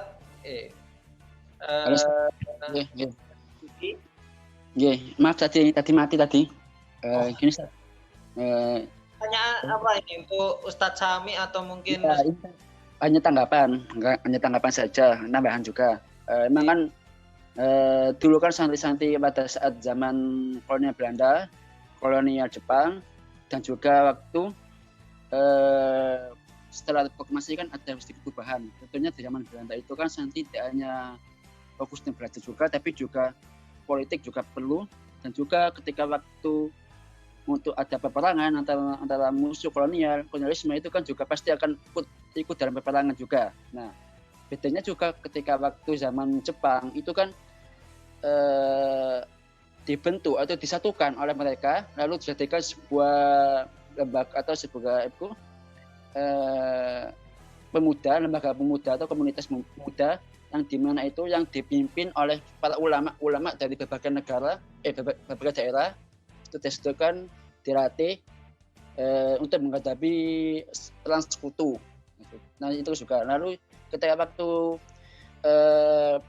revolusi jihad itu kan juga ada misalkan di daerah peperangan, misalkan di daerah Bandung, daerah Surabaya yang dipimpin oleh Kiai Haji Hasyim Asy'ari untuk menyatukan bahwa setiap pondok dan setiap santri itu, setiap pondok dan setiap ulama yang memimpin pondok santrinya itu disiap-siap untuk berperang, untuk melawan sekutu Belanda. Nah, itu juga itu bahwa misalnya bahwa ketika santri itu sudah sadar bahwa untuk memperjuangkan agama itu sangat perlu juga, apalagi sampai mereka harus siap-siap untuk siap-siap untuk membela negaranya dan juga membela itu namanya Mas Diki untuk tanggapannya. Apa Ustaz? Mungkin bisa dipersingkat. Gini, ternyata masalah ini kan masalah ini perjuangan tanggapi saja. Tadi kan juga ada masalah perjuangan santri di zaman Belanda, zaman Jepang, dan zaman proklamasi. Nah, ketika di zaman Jepang itu kan disatukan oleh para ulama, disatukan oleh Jepang juga untuk didirikan seperti itu lembaga atau sebuah organisasi yang dimana dibentuk oleh para kiai-kiai di berbagai daerah. Nah, setiap daerah itu disatukan agar tidak berpecah belah, agar tidak memusuhi mereka. Soalnya sebelumnya itu latar belakangnya itu kenapa disatukan? Karena kita itu Jepang itu ingin mengadu domba lah. Bagaimana sih sikap mereka ketika para ulama itu diadu domba pada Jepang. Nah, ketika itu Jepang itu ternyata sudah kapoknya itu karena ya mungkin inilah kekuatan utamanya umat Islam ketika waktu bersatu itu di zaman Jepang. Nah, ketika waktu sekutu kan sudah terbentuk semua kekuatan sudah terbentuk. Nah, kan asal mula tentara Indonesia itu kan dari santri itu juga, dan juga dipimpin oleh para kiai. Betul nggak, Ustaz? Betul. Yeah. Nah, itu aja sih tambahan saya. Mungkin. Oke, terima kasih tanggapannya Mas Firman Diki. Ini kebetulan ada lagi Mas Adlan ya? Mau tanya atau pripun? Mas Adlan. Ya. Ya, ini saya mau sedikit bertanya terkait pada dua Ustadz ya. Jadi memang benar dari tadi terkait kita tahu lah bagaimana perjuangan santri dari pertama kali didirikannya Daulah Islam di Madinah, kemudian sampai sekarang, dan kemudian gegar budaya yang terjadi pada santri. Yang mungkin sangat banyak dari kita yang mengetahui bahwa ternyata banyak hal yang menjadikan problem banyak hal yang kemudian ketika keluar dari santri dan di masyarakat tuh menjadi ikut arus dan sebagainya. Nah, kemudian bagi kita sendiri yang mungkin nanti punya anak, itu ketika kita mengalami bagaimana dulu tidak jadi santri kemudian anaknya pengen disantrikan, nah itu kemudian jadi blunder ulang gitu. Ternyata menjadi masalah baru juga. Nah, ini menjadi problem, banyak hal yang menjadikan problem-problem kita terkait pendidikan anak. Nah, ini sedikit kritik saja tadi. Nah, yang menjadi saya tanyakan ini berbeda. Bagaimana potensi santri ini ketika dalam situasi politik, ekonomi, dan sekarang itu hanya dijadikan alat politik 4 tahunan sekali. Padahal kan harusnya itu mereka punya power yang lebih. Bahkan kalau bisa kita tahu, mereka itu selain punya jumlah yang banyak, mereka juga punya kekuatan pemikiran yang sangat kuat sekali, karena memang dididik langsung oleh kiai, ulama. Dan ini santri ini ataupun ulama ini menjadi ruh satu kepemilikan umat ini. Jadi tidak ada yang pendikotomian antara aswaja non aswaja, kemudian yang salafi atau non salafi, tapi ini santri ini milik umat. Bagaimana ini menyatukan umat gitu loh. Ketika ini selalu dipecah belah antara santri dan non santri, kemudian Putus-putus, Mas. putus-putus ya. Saya ketikkan aja ya. Bagaimana gimana itu tadi? Ya, bagaimana kekuatan santri ini untuk menyatukan umat ini, karena memang posisinya santri ini sebagai salah satu garda terdepan dari bagaimana mereka menjadi potensi yang kuat, selain juga jumlah mereka tapi juga kekuatan pemikiran mereka untuk menjadikan kekuatan ini menjadi kekuatan milik umat. Itu aja sih. Terima kasih. Oh, terima kasih Mas Adlan dari ITS ini sepertinya.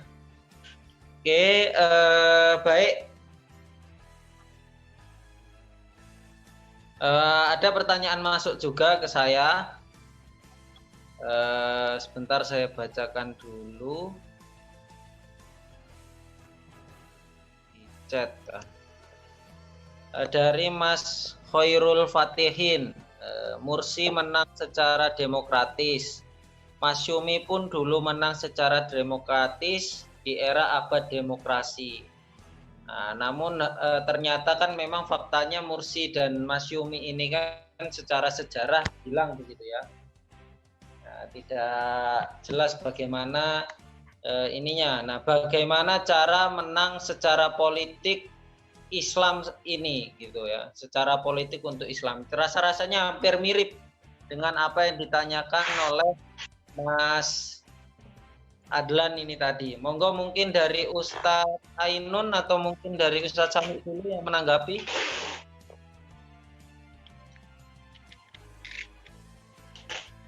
Ya, Hafan lagi nyatet ini ya. Oke, monggo yang senior lebih dulu.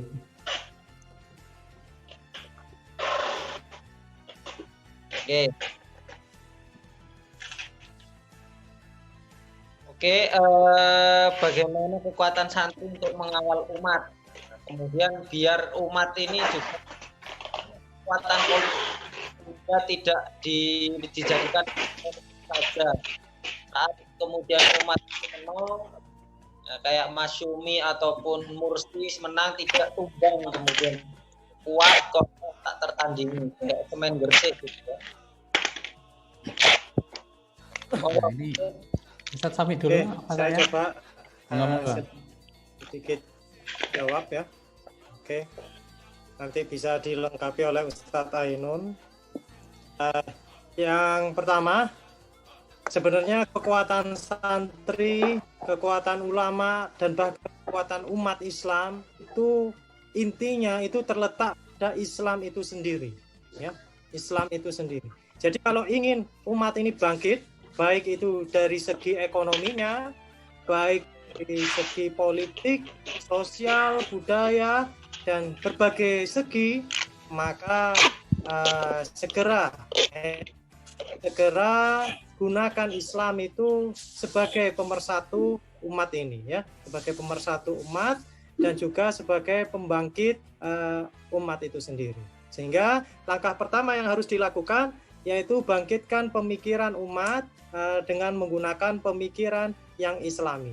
Pemikiran yang Islami nanti akan mengakibatkan sikap orang tersebut juga bersikap secara Islami. Lalu tadi ada pertanyaan juga, bagaimana dengan misalkan tadi ya kelompok Masyumi ataupun yang lain ya, sebagaimana di negara-negara yang lain ya, kelompoknya Mursi dan lain sebagainya, yang itu menang ya, bahkan menang lebih besar daripada kelompok-kelompok yang lain, tapi faktanya mereka gagal ya. Nah, maka saya ngikuti salah satu pendapatnya Profesor Suteki. Nah, Profesor Suteki itu mengatakan ya, berjuang dalam sistem untuk mengubah sistem itu memang tidak bisa. Itu hanya semacam semacam mitos ya, semacam mitos yang faktanya itu tidak bisa ya. Sebagaimana Mursi itu sudah menang telak ya daripada pesaingnya ya. Begitupun partai misalkan Masumi juga menang banyak ya daripada partai yang lain, misalkan demikian. Atau partai apa itu yang di daerah Timur Tengah itu juga menang lebih dari 70%. Nah, tapi karena sistemnya ini bukan sistem yang Islami, maka ya mekanisme sistem itulah yang akan mempertahankan diri supaya tidak membuat Islam itu menang. Nah, saya umpamakan ya untuk mempermudah pemikiran ya. Saya umpamakan misalkan ada dua jenis kereta ya, dua jenis kereta. Ada satu kereta itu kereta ini sudah digunakan umumnya oleh orang-orang, tapi kereta ini rusak ya, kereta ini rusak, juga sopirnya juga ugal-ugalan, dan ini membawa ke jurang ya, jurang.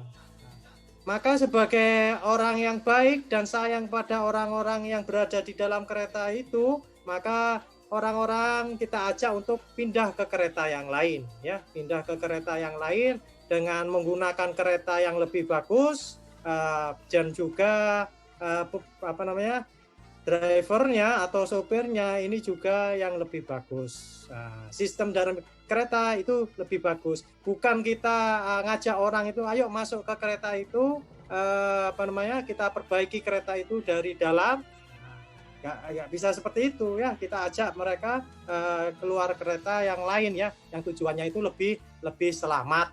Seperti itu. Perumpamaannya saya permudah seperti itu. Jadi untuk menang dalam demokrasi ini, untuk supaya Islam menang di dalam demokrasi ini sehingga bisa Islam itu diterapkan sebagaimana zamannya Rasulullah atau para khulafaur rasyidin, maka itu faktanya itu tidak pernah terjadi ya, faktanya tidak pernah terjadi, dan yang dilakukan Rasulullah pun tidak demikian ya. Rasulullah ketika berada di Madinah itu pernah ditawari ya, penawarannya pun luar biasa ya, penawarannya luar biasa, yaitu apa, kalau memang tujuan dakwah ini menjadi pemimpin maka akan diangkat menjadi pemimpin ya. Kalau memang tujuannya untuk cari harta ya akan diberi harta yang banyak.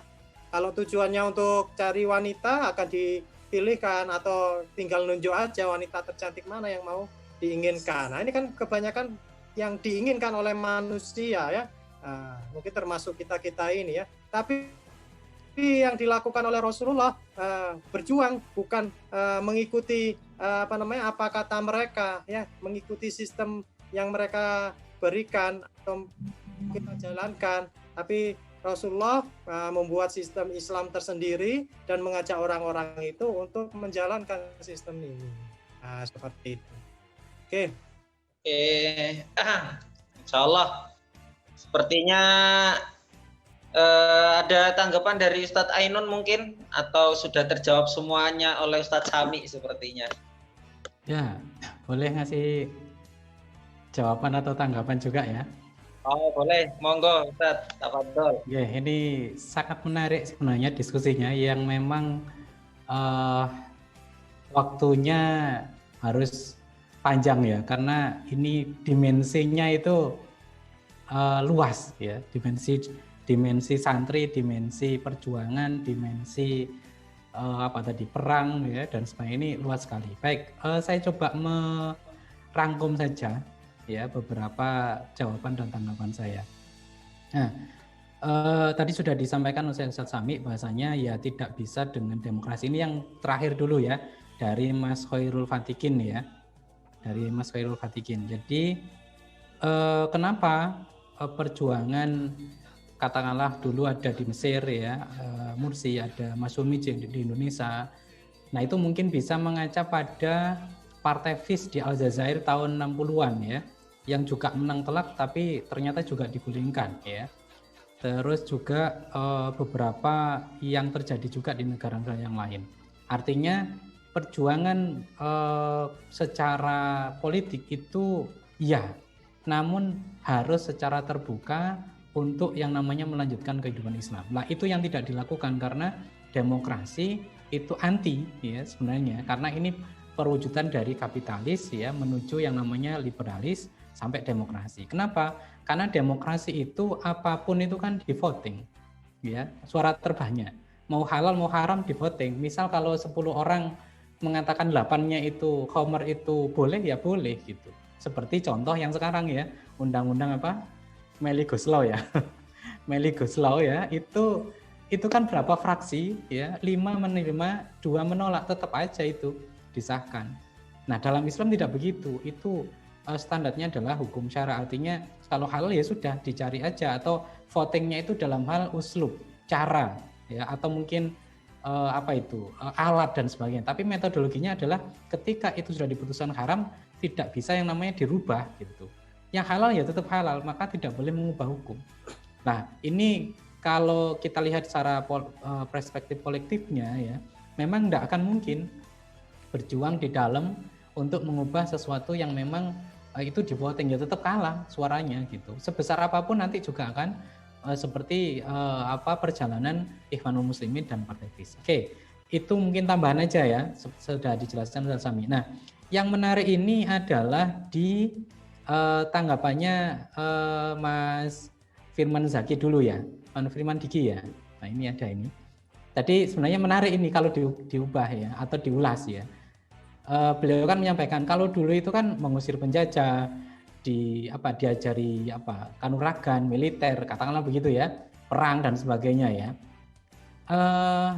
Saya kira begini Mas Firman ya, itu pada saat itu memang ada penjajahan Belanda, terus diganti Portugis, Jepang itu datang ya, dengan kekuatan senjata tentunya. Maka pesantren-pesantren pada saat itu memang diajari, disiapkan untuk melawan itu, ya. Belum yang namanya berubah, sehingga mereka ya seadanya sampai ilmu kebal dan sebagainya itu kan kalau di santri atau di pesantren. Nah, tentu ini harus dipahami, zaman ini berubah. Kalau dulu adalah era para pejuangan. Nah, sekarang ini era milenial dengan teknologi. Nah, teknologi yang paling canggih sekarang adalah pemikiran gitu. Maka beralihnya perang fisik ke perang pemikiran. Jadi senjata kita yang paling ampuh sekarang ada pemikiran, bukan lagi yang namanya kebal ditembak. Kita nggak akan ditembak ketika nggak ketemu tembak kan, atau kita nggak akan apa-apain, dibacok dan sebagainya ketika kita tidak seperti itu, dan musuh kita tidak seperti itu sekarang. Dan ini sudah dipelajari lama oleh yang namanya ya kita sebut musuh-musuh Islam. Nah, kalau jenengan nanti mengkaji sejarah khususnya yang perang salib itu ya, ada di kitab banyak di kitab-kitab perang salib itu panjang sekali. Dan mereka menyerahnya begini, kalau ini dengan perang yang namanya fisik, kaum muslimin tidak akan kalah. Kenapa? Karena dia punya semangat. Semangatnya apa?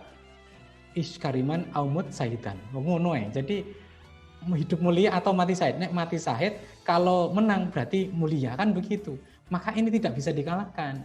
Nah, maka dengan pelajaran itu selama 300 tahunan lebih itu ya, itu akhirnya mereka memilih. Ya, musuh-musuh Islam itu memilih untuk ghazwul fikr.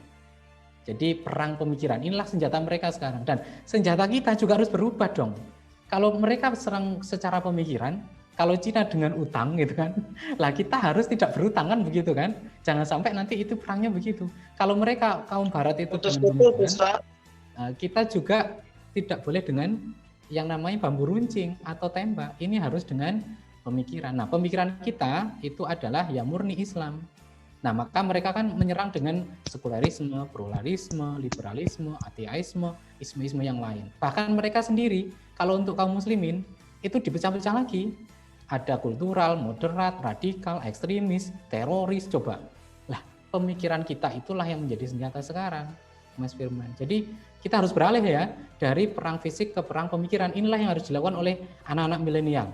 Perangnya sampean itu semua ya, itu Twitter, Facebook, wah itu gaungkan terus tuh ide-ide Islam itu, jangan kalah atau diadu domba. Ini yang untuk Mas Firman. Ya, terakhir untuk Mas Adlan ITS tadi ya, ini sebenarnya ada penyakit ya Jadi kita bukan santri atau bapaknya, ibunya, atau pengennya anaknya santri. Tapi pertanyaan adalah bagaimana menyatukan potensi besar kaum muslimin. Harus dikembalikan kepada akidah. Dan akidah itu akidah Islam yang lurus. Artinya kepedulian terhadap umat, kepedulian terhadap kaum muslimin. Seperti Rasulullah terhadap umatnya dulu. Lah, kenapa kok tidak bisa? Atau kenapa kok sulit? Nah, ini saya tanya pada jenengan semuanya nih. Jadi kalau misalnya ada kegiatan keislaman, dengan yang namanya kuliah misalnya gitu kan, atau mungkin yang lain kehidupan kerja dan sebagainya, ini ada penyakit di kita itu. Apa itu? Dan ini mayoritas kaum muslimin, dan ini sudah disabdakan Rasulullah. Apa itu? Hubbud dunya wa karahiyatul maut. Cinta dunia, takut mati. Benar ini ya. Kita ini susah sekali mengorbankan kesenangan dunia atau mungkin usaha-usaha kita, urusan-urusan kita yang duniawi itu untuk diganti dengan aktivitas akhirat. Itu sangat susah. Nah, kalau yang sudah militan itu pun harus belajar lama, apalagi yang baru, mengorbankan kuliah demi yang namanya dakwah terus di DO. Dan ini banyak ya, atau mungkin diperkarakan atau mungkin dilaporkan. Coba.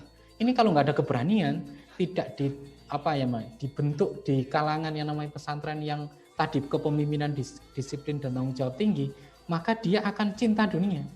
Betapa banyak sekarang itu yang ulama, mohon maaf ya, dikatakan ulama karena memang kita sebut ulama atau kiai dan sebagainya. Datanglah yang namanya orang yang mengasihi dunia. Sudah selesai. Ya. Kenapa? Karena dia cinta dunia, ya. Dan juga yang namanya dia juga takut terhadap yang namanya mati. Maka ya sudah, jadilah seperti itu. Lah maka kita yang mungkin di forum ini, saya sendiri juga, kita harus belajar untuk mencintai akhiratnya, mencintai Allah dan Rasulnya. Itu yang nomor satu daripada urusan-urusan dunia kita. Dan ini sangat susah, iya. Nah, kalau ulama-ulama zaman dulu, itu sudah mati pokoknya syahid, selesai. Lah kita ini kadang-kadang matinya sangit, gak yakin gitu kan. Nah, maka teman-teman sekalian yang hadir, yang saya hormati ya, ini adalah perkara besar yang memang dihadapi oleh kaum muslimin di era kita. Maka yang pertama yang harus kita lakukan adalah pembinaan, meluruskan akidah Islam ya kepada yang namanya teman-teman kita, termasuk diri kita, keluarga kita, dan juga jamaah-jamaah kita. Ini harus dibina secara serius. Maka tahapan dakwah itu harus tasqif, dibina yang namanya secara khusus dan umum. Kalau misalkan kita sebut Ustadz Abdul Somad, Ustadz Adi Hidayat, itu kan umum ya, ngajak yang namanya kebaikan, semuanya kebaikan. Tapi itu belum cukup. Kenapa? Harus dibentuk yang namanya kelompok-kelompok kecil yang khusus mengkaji tentang ekonomi, bagaimana ekonomi Islam, mengkaji sosial dalam Islam pergaulan, mengkaji politik dalam Islam, mengkaji politik luar negeri Islam. Lah kalau itu ada, nanti jadilah negarawan-negarawan. Tapi kalau secara umum toh, masalah sholat, masalah ini dan sebagainya belum cukup. Yang selanjutnya ya, tahapan dakwah adalah apa? Interaksi dengan masyarakat. Jenengan harus keluar tuh. Santri itu juga sebenarnya harus punya apa ya? Quote-quote khusus untuk yang di luar sana ya.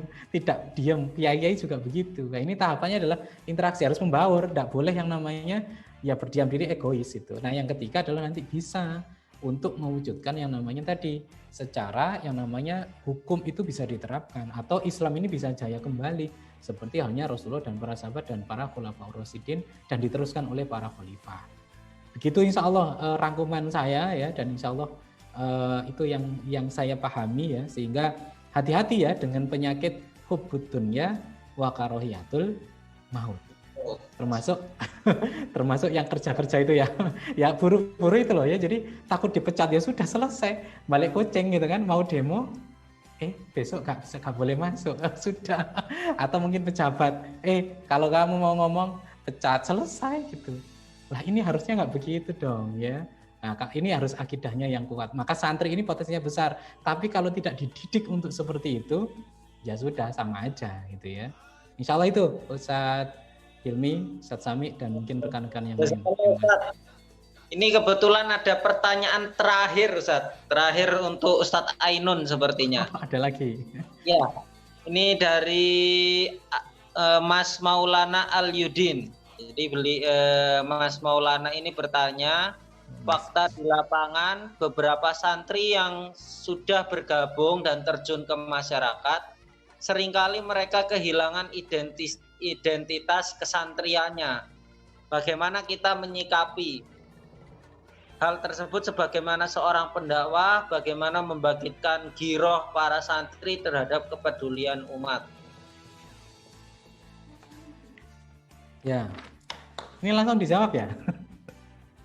Nggih. Wah ini. Untung ini Ustaz.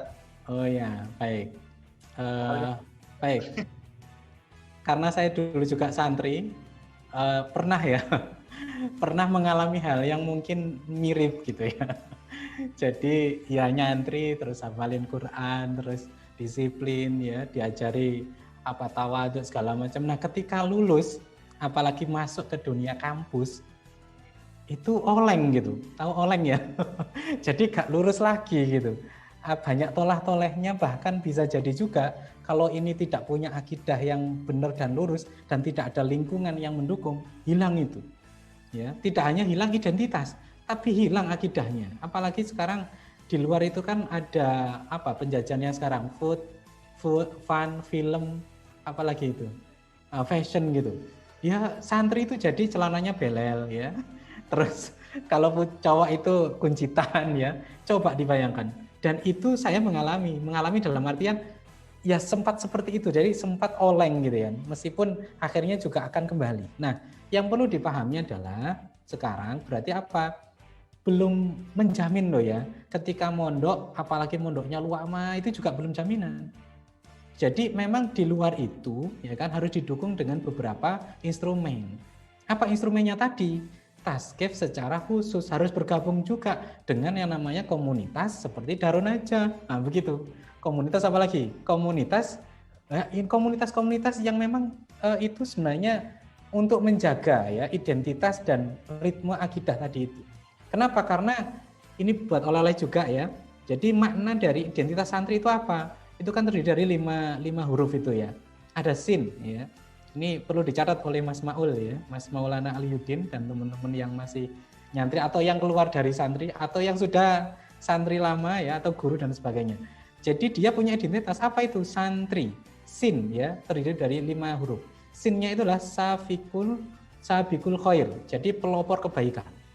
Jadi dimanapun harusnya jadi pelopor kebaikan, bukan pelopor kejelekan. Ya, resek, apalagi apa? Biang kerok, ya jangan. Santri itu pelopor kebaikan. Di dalam yang namanya santri pun ketika mondok, ketika masih nyantri, itu kan kebaikan semuanya. Noto sandale kiai, nyapu, ya segala macam, mengambilkan, nolong, itu semuanya kebaikan. Nah ini identitas santri. Nah apakah santri yang sekarang di dalam pondok yang sudah alumni, apakah masih seperti itu? Kalau nggak seperti itu, sudah hilang tuh identitas yang pertama, sinnya. Yang kedua huruf nun, ya, itu adalah nasibul ulama, penerus para ulama. Lah kalau penerus ulama itu masuk ke kampus, masuk ke kalangan entrepreneur segala macam, terus pakaiannya sudah berubah, pikirannya sudah berubah, hanya uang kapitalis atau apalagi sudah menjadi ateis, bahaya ini, identitas ini hilang.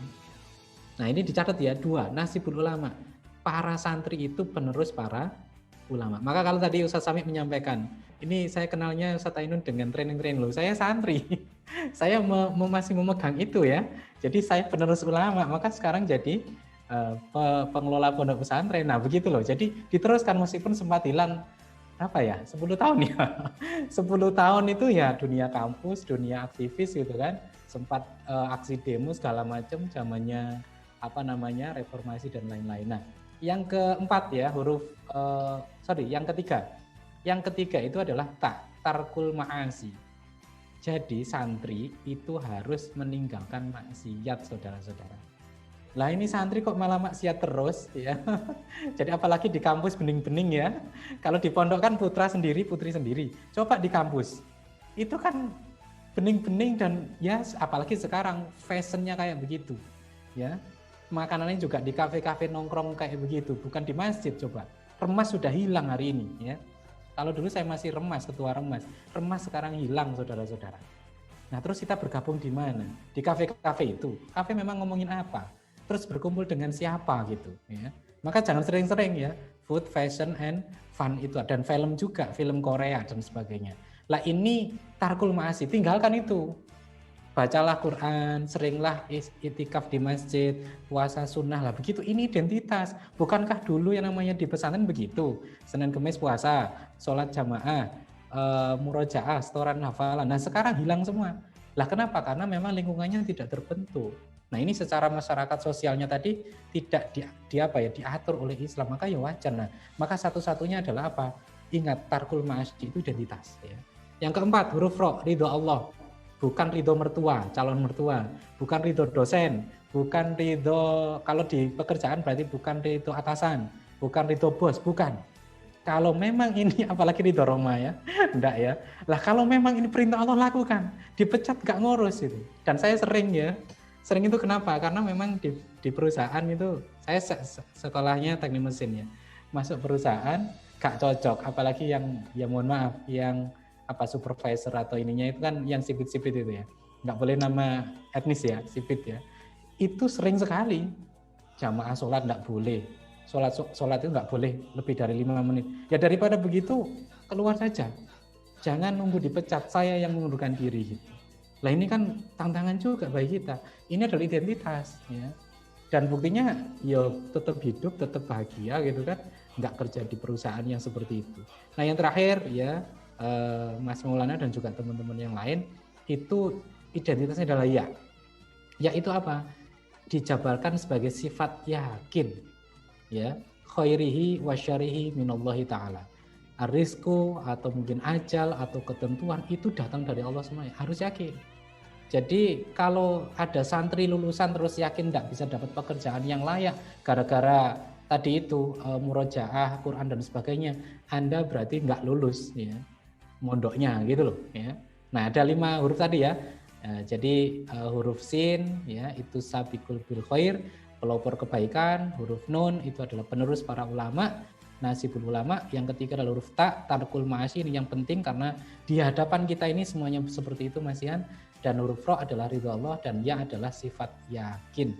Nah maka bagi alumni, bagi yang masih mondok, bagi guru-guru, tanamkan sifat itu untuk dibawa terus sampai insya Allah nanti ajal menjemput.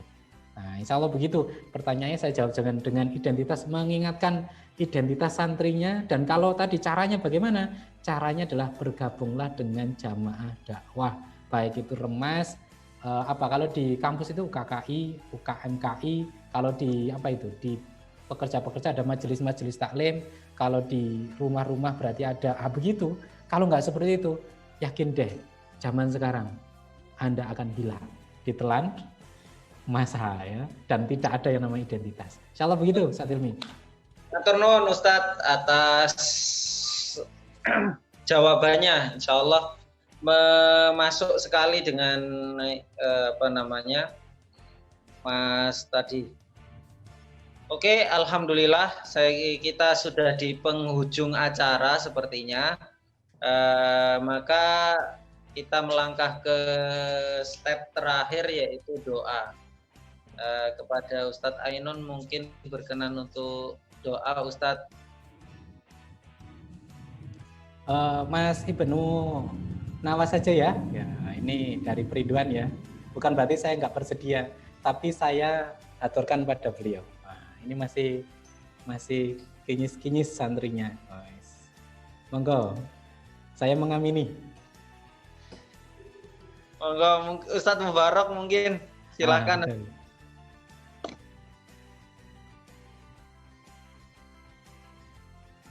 Ya, ini karena sudah dilempar ke saya, maka nampaknya harus saya tunaikan. Ala hadiyan niyah kullu niyatin salihatin al-fatihah. Bismillahirrahmanirrahim. Alhamdulillahirabbil alamin. Ya na'budu.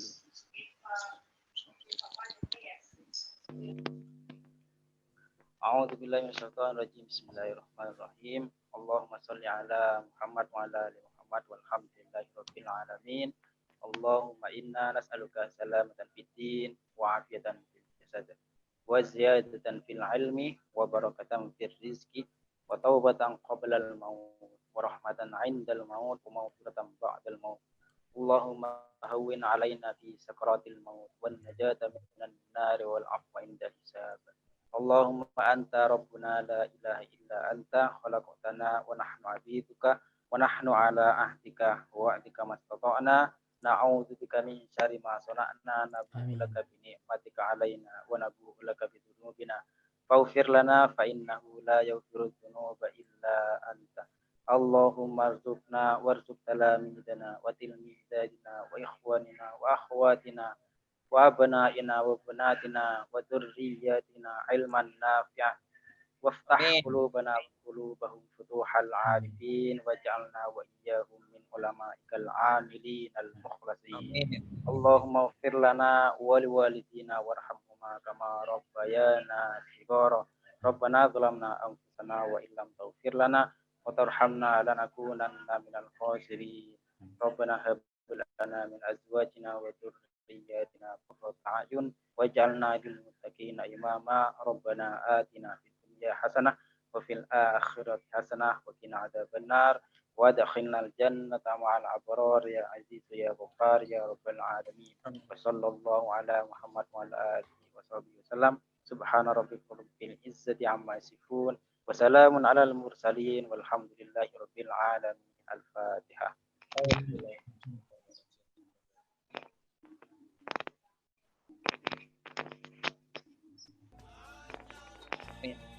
Oke, terima kasih Ustadz Mubarak. Mudah-mudahan apa yang kita sampai forum ini kita buat, mudah-mudahan bisa menjadi bermanfaat untuk semuanya. Sebagaimana kemudian sebagaimana kita santri, jangan lupa spirit kita, bahwasanya kita memegang sebuah misi besar, yaitu memperbaiki umat, memperbaiki negeri, memperbaiki segalanya. Tawasau bil haq wa tawasau bis sabr itu adalah misi yang seharusnya ditancapkan santri, baik kemudian bukan hanya saat mereka di pondok, tapi saat mereka terjun ke masyarakat, bagaimana dia mampu mempertahankan ideologinya, idealismenya agar selalu tetap hidup. Ibarat api, dia nyala bukan karena jerami tapi karena kayu bakar sehingga bisa awet. Oke. Sekian mungkin apa yang kemudian kita adakan, mudah-mudahan bermanfaat. Terima kasih teman-teman yang sudah hadir pada forum kali ini. Sebelum saya akhiri, kita ucapkan takbir bareng-bareng. Takbir! Allahu Akbar. Allahu Akbar. Allahu Akbar. Kemudian forum seperti ini bisa kita lanjutkan lagi.